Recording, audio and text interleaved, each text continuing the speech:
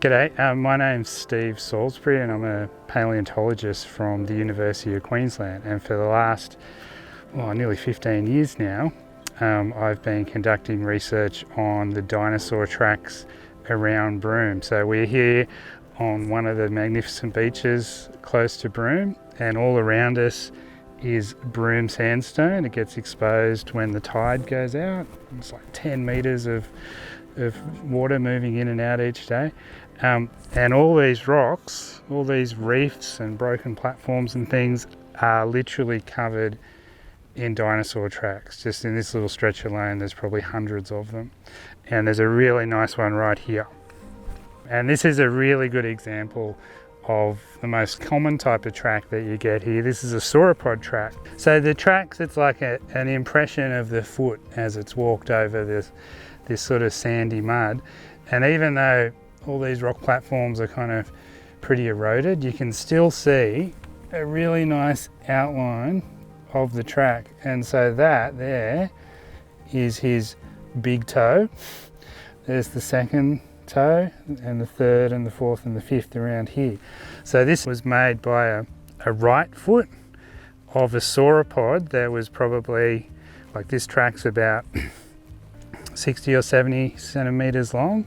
So you're probably looking at an animal that's around sort of 9 to 10 metres. So not a huge one, still pretty big.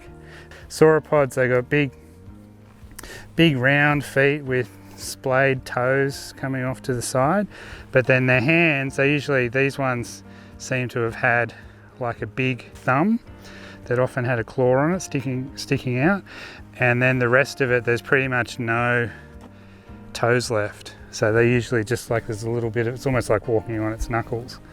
So unfortunately for this one, there's only these two tracks. It looks like the rest of the trackway has probably gone, but you don't have to go too far around here to see evidence of its friends, because he definitely wasn't alone.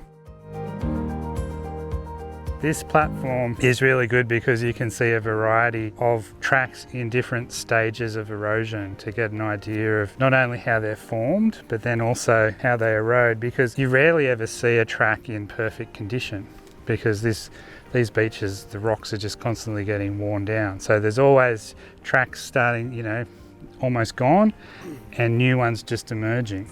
So it's an ever-changing landscape, and it's been this way for a very long time.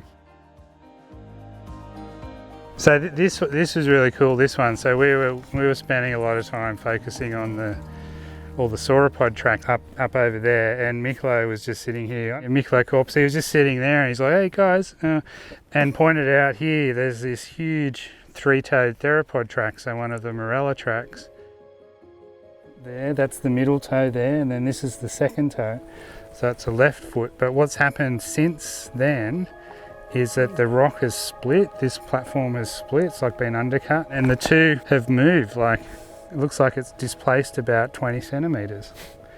So I've made a cast of this when there was no crack, so that's all just happened in less than 10 years. Just kind of highlights how quickly tracks can come and go and how transient things are. But it's kind of cool, like, we saw this with Miklo, and Richard was around, so we saw it at the right time when we needed to. We recorded it.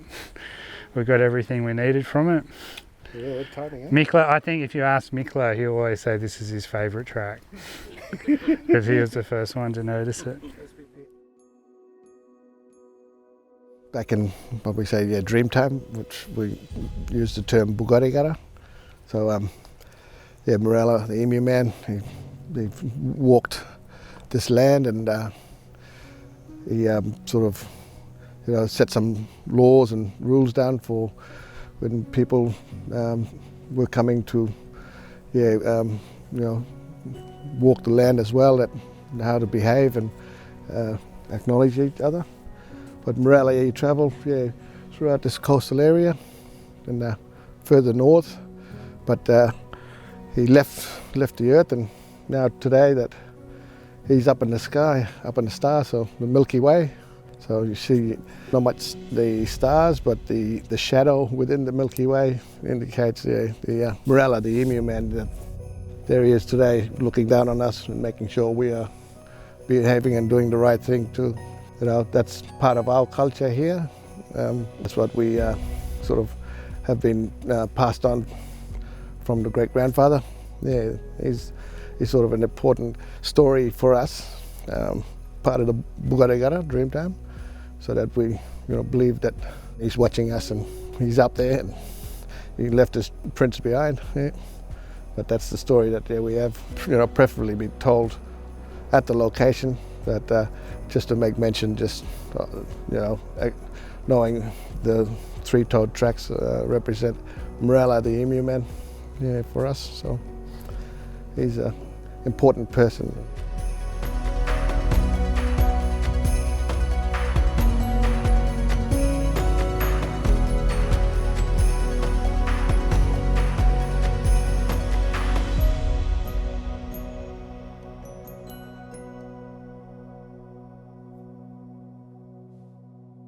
So what's really cool here, so this is a theropod track, and the ones that we looked up over there are all tracks made by sauropod dinosaurs. So they're the big four-legged, long-necked, long-tailed dinosaurs like Brachiosaurus and Diplodocus and Brontosaurus and Diamantinosaurus and stuff, those kind of things. So they're much bigger, and there seem to be lots of them from all the tracks. Here, you find this track and you find some sauropod tracks, you might go, oh wow, Morella chasing a herd of sauropods, right? But in reality, where these tracks are, it's about probably 1/2 metre below the layer where the sauropod tracks are. So between this dinosaur walking along this stretch of coast and the ones that made that could be 1,000 years.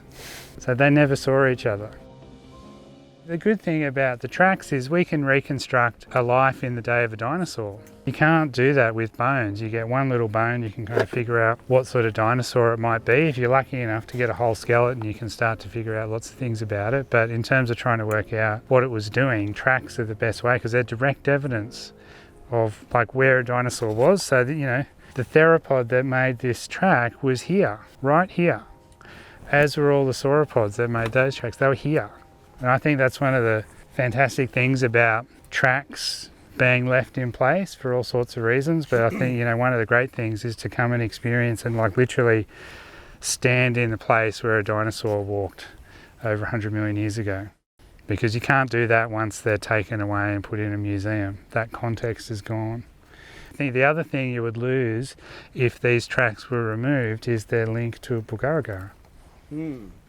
So I think leaving them here as they are and just, appreciating for what they are when you see them and realising this could be gone next year.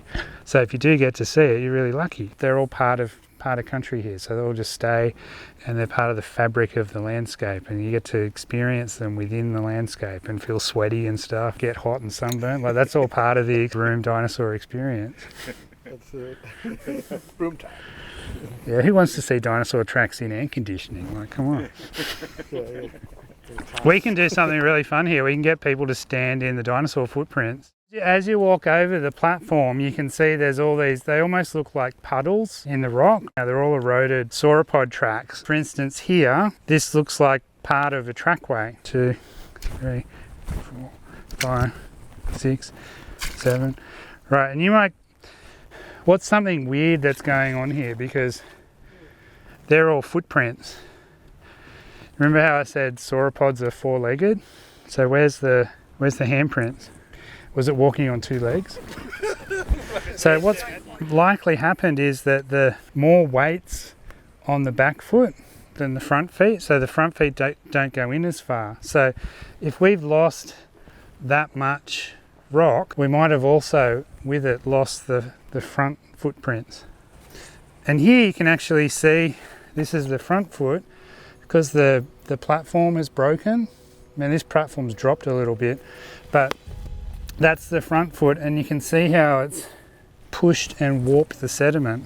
So you imagine over thousands of years, these big inconsiderate sauropods trampling this landscape, what they've done to it. It's part of the reason why when you look at all the rocks around here, they're all so warped and deformed. So many of the depressions and the flipped little saucepans and things, they're all parts of tracks. So there really are thousands of tracks around here. That's potentially one coming through. So going this way, we can get people standing in a few different spots. Who wants to be the first footprint? One there, probably to here. So one of the things that's really cool that you'll notice is like the footprints are quite close together. So that's what we refer to in dinosaur track world as narrow gauge. So it's walking like, not like this, but like that. So just like people, we've found trackways where they can change gauge as they walk. And you got to remember, this is like one little area the size of a tennis court, and there's so much that we can do in terms of figuring it out and talking about what the tours are doing and stuff. So when you think about how expansive this coastline is, like, it's no wonder that it's National Heritage listed, because it's really special.